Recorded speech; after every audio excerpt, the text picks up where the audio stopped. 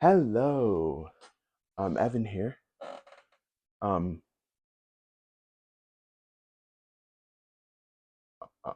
this video is going to be a help the world slash yourself video. Also a bit of an about me video, and so yeah, I'm just going to get right into it. In addition to that, this video is for those who feel lost and need some guidance, and those who feel good about their life direction and still want some guidance, and everyone in between. Also worth noting, I am autistic, and that affects the way I am able to communicate with you. Now then, Tenet 2, to my key to life. Like give it a meaning that helps you. More specifically, in every present moment, give it a meaning that helps you. I've got my trusty fire tablet Monica here. Like she's where I keep my scripts and my notes. And if you see me dabbing my eye, it's because I'm recovering from an eye infection. Like that's just an FYI, just so you know. Not really anything to worry about. Like because yeah, just not anything to worry about. You're good. Um, and I know you're good because like there's nothing to worry about because I'm good.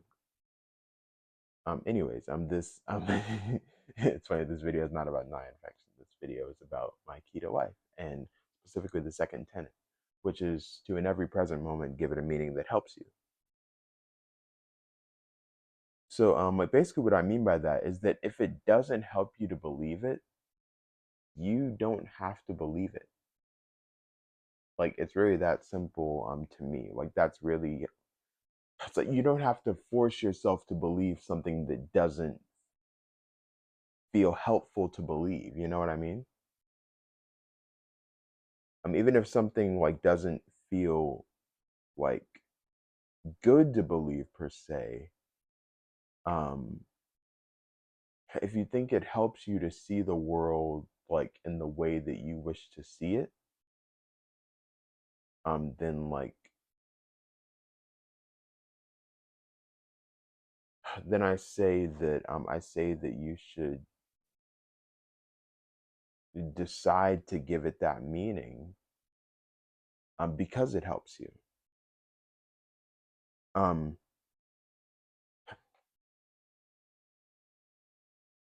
and here's the thing, to quote Jack Dawson, I'm not an idiot. I know how the world works. um, as in, society may threaten you with isolation, which many people subconsciously equate to death. And like that's valid. It's like if people leave you alone, then it's like that's isolation, and like isolation is the primary.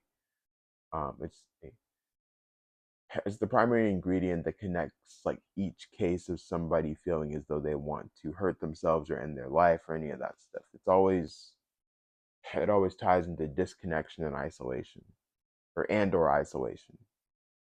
Um yeah, and yeah, and being autistic, being differently wired, that's really been something that I am intimately like aware of. I'm very intimate with the feelings of disconnection and isolation and loneliness and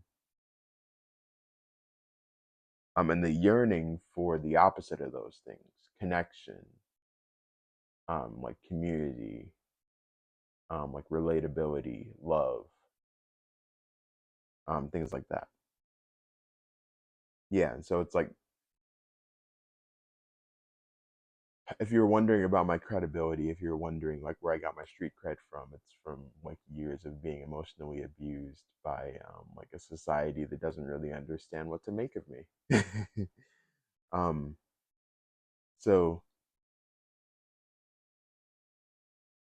so yeah, like society may threaten you with isolation, like if you choose to believe something that they don't want you to believe. And many people subconsciously equate isolation to death, and so this is what helped me. Like I said, society didn't like me right from the start. I confused the establishment. Um, Um, in fact, it's one of many things I'm really good at. Um, it's also one of it's also one of many things I didn't ask to be good at, like consciously at least. It's just like in terms of my like common temporal human awareness, it's like I didn't like that's not something I intentionally put effort towards trying to get good at. It's just something that I'm just good at confusing the establishment. I'm good at confusing people who don't have as open a mind as I would, or rather, as is required to understand someone who is different and or as different as me. And so in light of that, like because and it's interesting because society like they see positive things in me, but they also can't help but see things that they see as negative. That other people might call unique, but they might call bad. And so it just like it gets very confusing in the sense that like I've been called good, bad, stupid, aloof, smart, brilliant, genius, psycho, crazy, annoying, kind, useful, and useless. That's 13. That's my favorite number, by the way. uh, I mean, it's about to be 15 because I thought of two others: important and insignificant. Yeah, so I tried going with this confusing perception of me, and it never really helped me all that much because it's like, what am I and what am I not? Because people are saying that I'm basically everything, um, everything across the spectrum of good and bad, you know. So when I was 24, 2 years ago, I realized something that I learned. I realized something that I learned slash relearned. That's why I say I realized it, or in part why I say I realized it. Like I realized something that I learned slash relearned from Rue Bennett and Euphoria. I love that show, by the way. At the end of season two,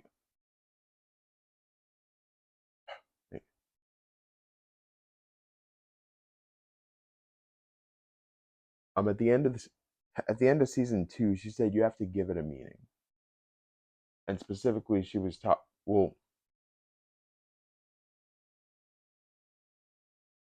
and honestly, it had her. And honestly, Rue as a character had her own meaning tied to it. However, this is how I ended up interpreting that message in the way that helps me the most. In every present moment, you have to use your discernment to assign a meaning to that moment and choose one that helps you. Um, I'll give you an example. It helps me more to understand myself as a person, a highly creative person who's just here to learn, create, which is a form of learning, and share his creations with the world. And to understand society's confused perception of me as a big misunderstanding. I have little problem with the good things they see in me or in me. Um, but the only reasons they think I'm bad or scary is because I'm different. And part of what that means to them is that they can't control me. Or part of what that means in general is that they can't control me. And they don't control me, and they never will. Like no one ever can control me except me. And and that doesn't have to mean that I am their enemy. Personally, I think it would help society to see people who are different in this way. That's about it that I have for explaining the second tenet to my key to life. If it helps you to believe this, I invite you to believe it for yourself. If it hurts to believe this, then please drop it and find something else that feels better to believe. Um, Again, I'm not here to directly change your mind. I'm just here to share what helps me in case it might help somebody else. If you want to hear more, I have this great. If you want to hear more, I have this great playlist for you where I go through all the things related to my keto life. You can find that here. And so, in light of that, um, that's basically it. That's basically all I have for you. And so, with that said, I love you. I think you're awesome. I'm so glad that you exist among us today. And I'll see you soon. Bye.